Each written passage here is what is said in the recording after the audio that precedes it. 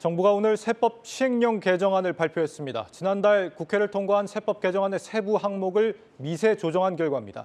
각종 부동산 세제 변화와 기업들에 대한 세제 혜택 같은 내용이 포함됐습니다. 특히 부동산 세제에서는 일시적 2주택자에 대한 기존 주택 처분 기한 연장 같은 내용이 담겼는데 그 실효성을 놓고는 벌써부터 의문이 제기됩니다. 이민재 기자입니다. 1주택 보유자가 재작년 초에 이사를 가기 위해 주택을 구입했다면 원래는 올해 초까지 기존 주택을 팔아야 합니다.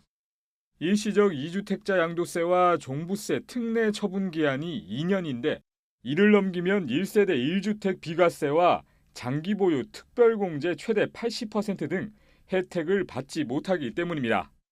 이 기한이 기획재정부의 세제 개편으로 3년으로 늘어남에 따라 일시적 2주택자가 한숨 돌리게 됐습니다. 현재 미분양 주택이 늘어나는 상황에서 미분양 주택을 좀 해소하는 데 일부 도움이 될 수 있고요. 종합부동산세 중과세를 하지 않는 것은 아마 좀 시장에 긍정적인 효과를 줄 수 있다고 보여집니다. 다만 이번 제도가 부동산 연착륙을 이끌 수 있을지에 대해서는 의문이 제기됩니다. 재작년에 일시적 2주택자가 됐다면 이번 세제 개편 전인 지난해에 이미 집을 팔았을 가능성이 높고 아직 보유 중이더라도 집을 비싸게 팔려는 심리가 커져 오히려 매매가 줄어들 수 있다는 분석입니다. 또 주택 매수 심리 위축으로 거래 절벽이 지속되는 지금 상황을 넘어서기는 역부족이라는 진단이 부각됩니다. 부동산 시장의 경착륙을 유도하는 데는 한계가 있을 것으로 예상이 된다. 지금 부동산 시장의 하락이나 침체의 경우에 대내적인 변수 때문에 나타나는 현상이 아니라 대외적인 변수, 고금리나 글로벌 경제 위기 때문에 나타나는 현상이기 때문에 상생 임대주택 양도세 부담을 줄이기 위해 임대기한 요건을 완화하는 것에 대해서도 늘어난 임대 의무 기간 등으로 향후 임대사업자가 오히려 줄어들 수 있다는 전망과 시장 자율 기능이 훼손되고 있다는 우려 등을 고려하면 실효성이 떨어질 것이라는 지적이 나옵니다. 한국경제TV 이민재입니다. 이 밖에도 올해 세제의 가장 큰 변화는 디스플레이 기술이 국가 전략 기술로 포함됐다는 점입니다. 관련 기업들이 각종 투자에 따른 세제 혜택을 받을 수 있게 됐다는 뜻인데 전민정 세종주재기자 연결해서 자세히 들어보겠습니다. 정 기자, 이번에 디스플레이 분야가 국가 전략 기술에 포함이 됐습니다. 구체적인 세제 혜택 대상도 이번에 공개가 됐다고요?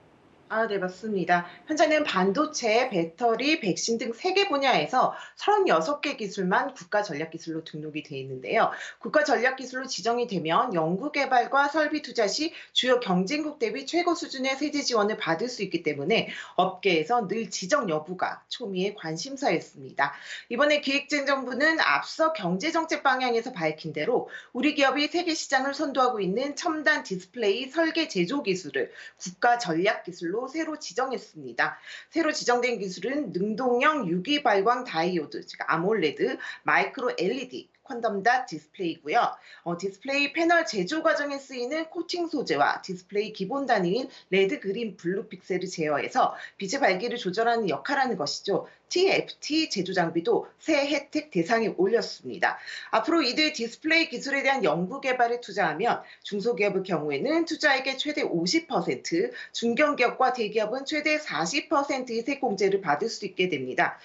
그동안은 AI, 항공우주, 방위산업 같은 경우도 국가 전략기술 지정이 거론이 됐었는데 디스플레이가 이번에 우선순위가 된 거는 공급망 리스크가 커지고 있는 가운데 관련 지원이 시급하다는 판단 때문이었습니다. 내용 직접 들어보시죠. 국가 전략 기술을 디스플레이만 추가한 이유는 디스플레이 산업이 타 산업에 비해서 경제 사회적으로 안보상 중요하고 후발 국가의 기술 격차 축소가 매우 빨라서 우선 지원할 필요가 있고요. 전자기기나 자동차 등의 산업 전반에 사용되는 핵심 부품입니다. 경쟁력이 상실이 되면 공급망 리스크가 있어서 이렇게 공급망 리스크가 심화되던 디스플레이 분야는 이번에 새롭게 국가 전략 기술에 포함이 됐습니다. 그리고 반도체 분야에서는 추가로 국가 전략 기술로 지정된 것들이 있다고요?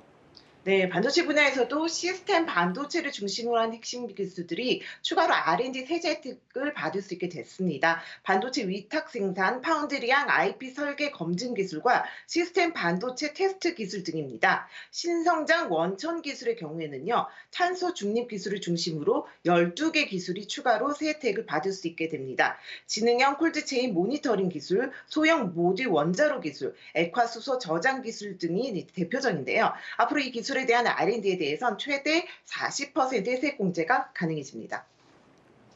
네, 그런데 정부가 얼마 전에 이제 반도체 투자 세액 네. 공제율을 크게 높이겠다고 한 걸로 기억이 나는데 이번 시행령에는 포함이 안 됐습니다. 네, 그렇습니다. 기재부는 조세특례제한법, 조특법 시행규칙을 추가로 개정해서 디스플레이 관련 시설 투자에 대해서도 세액공제를 적용할 계획인데요. 이와 함께 기재부는 이달 초 대기업이 국가전략기술시설에 투자할 때 받을 수 있는 세액공제율을 최대 25%까지 높이는 내용의 개정안을 마련했는데요. 정부와 여당은 다음 달 임시국회 때 이 개정안을 국회에 제출한다는 계획입니다. 개정안이 야당인 더불어민주당 동의를 얻어내서 국회를 통과하게 되면 올해 삼성 디스플레이와 LG 디스플레이가 국내 511이 공장을 지을 경우 최대 25%까지 세액 공제 혜택을 받을 수 있게 됩니다. 하지만 지난 9일부터 시작된 1월 임시국회는 검찰 수사를 받는 이재명 민주당 대표를 위한 방탄국회 논란 속에서 대부분 멈춰 있는 상태죠. 그래서 2월 국회 통과는 아직 장담할 수는 없는 상황입니다. 네. 이 야당 정치 탄압인지 당대표 방탄 국회인지 보기에 따라 뭐 다르겠습니다만 통과되려면 국회가 일단 정상화돼야 네. 한다는 얘기고 그걸 떠나서라도 디스플레이 업계는 일단 이 국가 전략 기술로 지정이 됐으니까 숨통이 좀 트였겠습니다. 어떻습니까?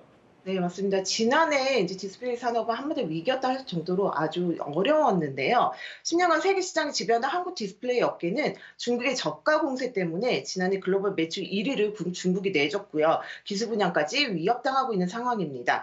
네, 애플 아이폰으로 대표되는 소형 OLED 시장에서는 이제 삼성 디스플레이 독점 이미 깨졌고 LG 디스플레이가 주축인 대형 시장의 경우에는요. 글로벌 인플레이션의 경기 침체까지 겹치는 바람에 TV 수요가 급감해서 사정은 더 나쁩니다. 네, 그리고 코로나 특수가 끝나고 글로벌 수요가 주면서 지난해 디스플레이 수출마저 1.1% 감소한 211억 달러에 그쳤는데요. 특히 지난달엔 36% 가까이로 이제 낙폭이 커졌습니다.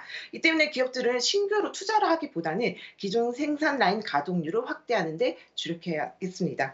하지만 이번에 디스플레이와 반도체 업계는 연구개발과 시설 투자에 대한 파격적인 지원 혜택이 늘면서 일단 투자 숨통이 트였다 이렇게 이야기를 하고 있고요. 특히 투자세액 공제 확대안이 이제 이번에 2월달 만약 국회를 통과하면 더욱 신속한 투자가 가능해질 것으로 보고 있습니다. 다만 이번 개편안이 업계가 기대한 만큼 아니다 이런 평가도 나오고 있는데요. 당초 업계 수요를 감안해서 총 10개 기술을 국가전략기술로 지정해야 한다는 의견이 많았지만 기재부는 세수가 줄어든다 이런 이유를 들어서 결국 5개만 새로 지정했습니다. 또 국가 간 반도체 경쟁도 날로 치열해지고 있는데요. 이런 상황에서 뒷북 지원이라는 지적도 나오고 있습니다. 한국은 시스템 등 비메모리 분야에서 이미 미국과 대만 등 주요 경쟁국에 밀리고 있는데 이제서야 시스템 반도체 핵심 기술을 국가전략기술로 지정했기 때문입니다. 예, 알겠습니다. 일단 부동산과 디스플레이 분야 외에도 이번에 바뀌는 세제가 많다고 들었습니다. 어떤 것들이 있습니까? 네, 중요한 것만 좀 말씀을 드리면요. 이번 시행령 개정으로 오늘 7월부터 국산차의 개별 소비세 과세 표준을 소비자 판매 가격이 아닌 다른 방식으로 계산하는 것이 이제 가능해지면서 국산차 판매 가격이 내려갈 것으로 보입니다. 기재부는 승용차에 따라 다르겠지만 20만 원에서 30만 원 정도 가격이 인하될 것으로 보고 있고요. 또 앞으로 오징어 게임이나 더 글로리아 같은 콘텐츠를 만드는 국내 온라인 동영상 서비스 OTT 제작사는 앞으로 제작 비용에 대한 세액 공제를 최대 10%까지 받을 수 있게 됩니다. 또 맥주와 막걸리에 붙는 세금도 4월부터 리터당 각각 30.5원, 1.5원씩 오릅니다. 올해도 그래서 맥주와 탁주에 붙는 세금이 오른 만큼 가격은 인상될 것으로 이제 예상되고 있고요. 이번에 마련한 시행령 개정안은 다음 달 3일까지 입법 예고를 한 후 21일 국무회의를 거쳐서 다음 달 말 공표될 예정입니다. 지금까지 정부 세종청사에서 전해드렸습니다.